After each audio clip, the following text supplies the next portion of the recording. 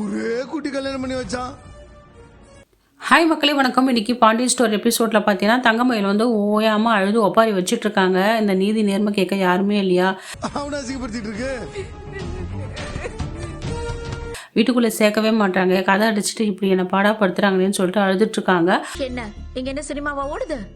அப்பத்தாக்கிட்டும் ஓடி போய் புலம்புறாங்க. ஆனால் அப்பத்தா வந்து எதுவுமே பேச மாட்டாங்க. எல்லாருமே வேடிக்கை தான் பார்த்துட்டு இருக்காங்க. ஊர் ஜனமும் எல்லாருமே சூழ்ந்து இருக்கிறாங்க. போது முகத்துல தலையணைய வச்சு அமுக்கி கொன்றுவாங்க. உடனே கோமதி வெளியே வந்து எதுக்கு இந்த மாதிரி பண்ணிட்டு இருக்க, உனக்கு ஒருத்தர சொன்னா புரியாதா, ஒழுங்கு மரியாதை போயிடு இங்கிருந்து, உன்னை பார்த்தாலே எனக்கு அவ்வளோ அருவருப்பா இருக்குது, சோத்துல விஷத்தை வச்சு கொண்டுட்டு சொத்த ஆட்டைய போட்டுருவாங்க அப்படின்னு சொல்லி திட்டுறாங்க. அத்தை நான் சொல்றது கேளுங்க அத்தன்றா, ஒன்றும் நீ சொல்றது நீ கேட்க தேவையில்ல, நான் உங்ககிட்ட பேசவும் தேவையில்லன்னு சொல்லிடுறாங்க. நம்பி தவிச்ச வாய்க்கு தண்ணி கூட வாங்கி குடிக்க முடியாது. அவங்க அம்மா பாக்கியமா மாணிக்கமா வந்துடுறாங்க. வந்துட்டு எதுக்கு சம்மந்தி என் பொண்ணை இந்த மாதிரி வெளியே நிற்க வச்சிருக்கீங்க, ரொம்ப அசிங்கப்படுத்துறீங்களே, ஏமா மயிலே வீட்டுக்கு போமா, இவ்வளோ பேசுறீங்களா, பாவம் இல்லையா, வீட்டுக்கு வாழ வந்த பொண்ணு தானே, வீட்டுக்குள்ள வாங்க எதுவாக இருந்தாலும் பேசிக்கலாம்னு சொல்றாங்க. உங்க வீட்லயே 2 பொம்பளை பிள்ளைகளை பெத்து வச்சிருக்கீல்ல, நீங்களே வேணான்னு சொல்லிட்டு தான் நாங்கள் கழுத்து பிடிச்சி வெளியே தரணும், இப்போ எதுக்கு வீட்டுக்குள்ளே வரேன்னு சொல்கிறேன், உனக்கு வெக்கமான சூடு சொல்லலாம் இல்லையா, அறிவில்லை உனக்கு சோறு தானே திட்டிடுறாங்க. அதுக்கு இப்படி கதறிட்டுனா உங்களால தாங்க முடியுமா? எல்லாமே கேட்டுட்டு இந்த பாக்கியம் வந்து சும்மா தான் இருக்கா. மாணிக்கம் தான் சும்மா வந்து துள்ளுறாரு, ஏதோ ஒரு கடனுக்கு பேசணுமே, இல்லைனா வந்து பாக்கியம் நம்மள குமாங்குத்து குத்துவா இல்லை வீட்டில், இது உங்களுக்கு அசிங்கமா இல்லையா, அவமானமா இல்ல? அதனால என்ன பண்ணுறாரு, ஏதோ சும்மா 2 வார்த்தை விடுறாரு, நீங்களாம் ரொம்ப அநியாயம் பண்ணுறீங்க, கடவுள் பார்த்துப்பாரு அப்படி இப்படின்னு சொல்கிறாரு. நல்லா இருப்பீங்களா, நாசமா போயிருவீங்க. உடனே கோமதி நல்லா பேசுறீங்க, கடவுள் பார்த்துப்பாரா, மொத்தமே எங்களை ஏமாத்த நீங்கள், உங்களை கடவுள் பார்த்துக்கிறாரா எங்களை பார்த்துக்கிறாரா பார்க்கலாம், இவங்களே எல்லாத்தையும் வேர்ஸ்ட் ஆக்கி விட்டுருவாங்க போலயே அப்படின்னு சொல்லிட்டு இருக்காரு. உடனே சரவணன் வந்து அம்மா இவங்ககிட்டலாம் எதுக்காக பேச்சு, இது எங்களை மூஞ்சை பார்த்தாவே எனக்கு பிடிக்கல அப்படின்ட்டு ஒழுங்கு மரியாதை இங்கே வந்து போக சொல்லுமான்னு சொல்கிறாரு. அவளும் மாமாம்மான்னு சொல்லிட்டு தங்கமயில் அழுதுகிட்ட வரா, காலை விடுறா. ஈவு இறக்கமே இல்லாத இந்த வீட்லயே நான் என் பொண்ணை கொடுத்தேன்.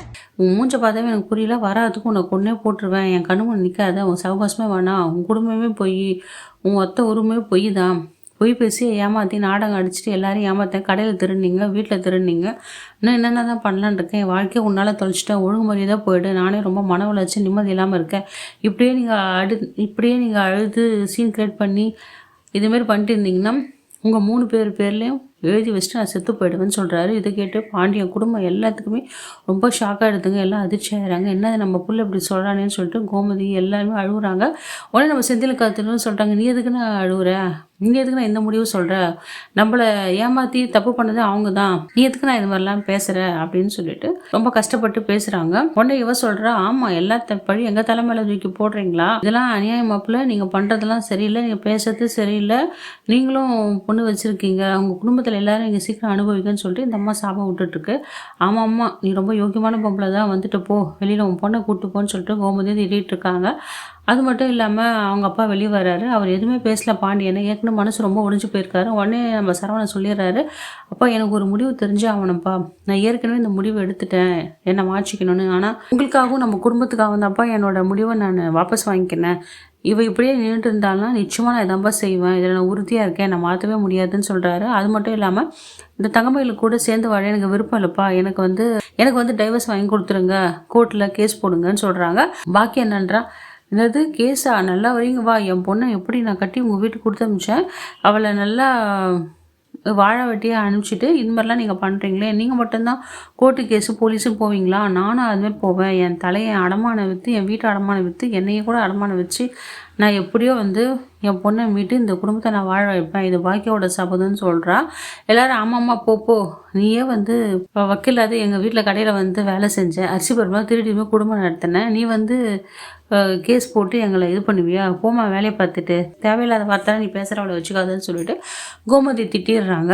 கோமதி நல்லா வாய்க்கு வந்தபடி அந்த பாக்கியத்தை திட்டிடுறாங்க. அப்போ கூட அந்த பாக்கியம் வந்து சுதாரிச்சிட்டு நீங்கள் மட்டும்தான் போவீங்களா, அப்பாவி பொண்ணை போய் இப்படி கொடுமைப்படுத்துறீங்களே, ஏமாத்துறீங்களே, நீங்களாம் நல்லா இருப்பீங்களா, நல்லாவே இருக்க மாட்டீங்க, குடும்பத்தையும் நான் சந்தி சிரிக்க வச்சிருவேன், தெரு நிற்க வச்சிருவேன்னு சொல்கிறாங்க. ஆல்ரெடி அங்கே தெருவில் தான் நின்றுட்டுருக்கோம், வேலை பார்த்து நீ போமான்னு சொல்லிட்டு நம்ம சரவணன் திட்டிடுறாரு. இதுக்கு மேலே ஒரு நிமிஷமும் நீங்கள் இங்கே இருக்கக்கூடாது, அவ்வளோதான் மரியாதை கட்டுக்கும் அப்படின்னு திட்டவே எவ்வளோ சொன்னாலும் அப்படியே கழும்பு தான் நின்றுட்டே இருந்தாங்க. அப்புறம் ஒரு வழியாக வீட்டுக்கு போயிடுறாங்க.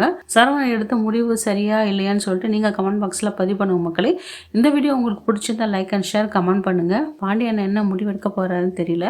இதுக்கு தீர்வு டைவர்ஸ் ஆனால் ஏதோ தங்கமயில் பாவம்னு சொல்லிட்டு எல்லாரும் பஞ்சாயத்து பண்ணி சேர்த்து வைப்பாங்களா என்னன்னு தெரியல மக்களே. இந்த வீடியோ உங்களுக்கு பிடிச்சிருந்தா லைக் அண்ட் ஷேர் கமெண்ட் பண்ணுங்கள். நன்றி, வணக்கம்.